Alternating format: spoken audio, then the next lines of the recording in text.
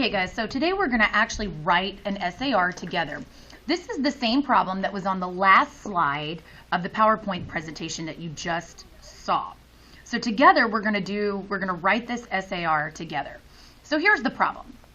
The school auditorium has 448 seats arranged in 32 equal rows.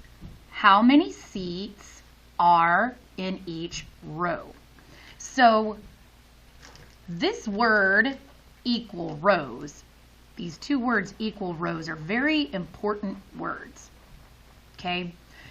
Equal rows. So I know that all of the rows have the same number, or they're arranged in 32 equal rows. So I know that no matter what, there are the same number of seats in every single row. How many seats are in each row? So I know this gives me permission to do some dividing. I know that we haven't done dividing yet, but this should be a review from 4th grade. So I took the total number of seats, which was 448, and I knew that of that 448, that they were divided into 32 equal rows. So I took 448 and divided it by 32, okay? And I got a quotient of 14 seats in each row. So the goal of today is to write a nice SAR, okay? Now remember, I want to use mathematical language.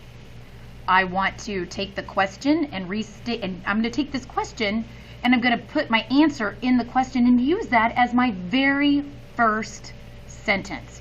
It's built in for me, it's easy, I don't even have to think about it. So what I'm going to do is, it says how many seats are in each row. I'm going to literally start my sentence like this. There are 14 seats in each row, period. Now don't get excited, we're not done. We still have to explain how we arrived at 14. Now, I'm not going to come down here and say, I divided. I'm going to have to explain the process. Okay, so I'm going to move on from there. So, since the seats are arranged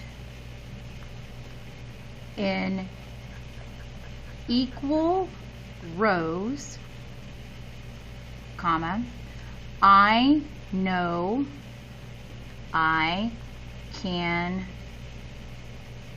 divide.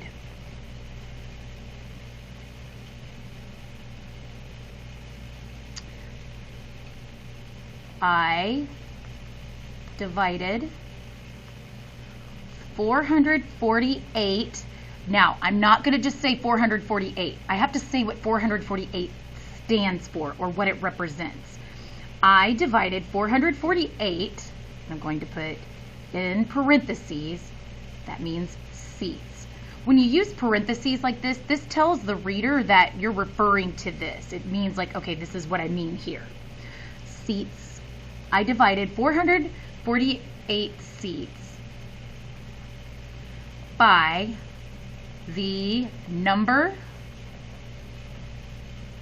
of equal rows, and I'm going to put that number right here in parentheses, which was 32, period.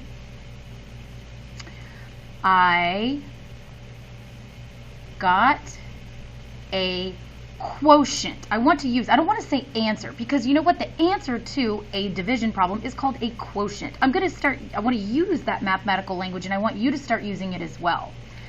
I got a quotient of 14 seats in each row. So now I want to read exactly what I wrote. I don't want to read what I meant to write. I'm going to read what's actually on my paper to make sure that it's clear. There are 14 seats in each row. Since the seats are arranged in equal rows, I know I can divide. I divided 448 seats by the number of equal rows, 32. I got a quotient of 14 seats in each row. So it says exactly what I want it to say. It explained exactly what I did, and I got the right answer. And it wasn't super long. Look at this, guys. There's 1, 2, 3, 4 sentences.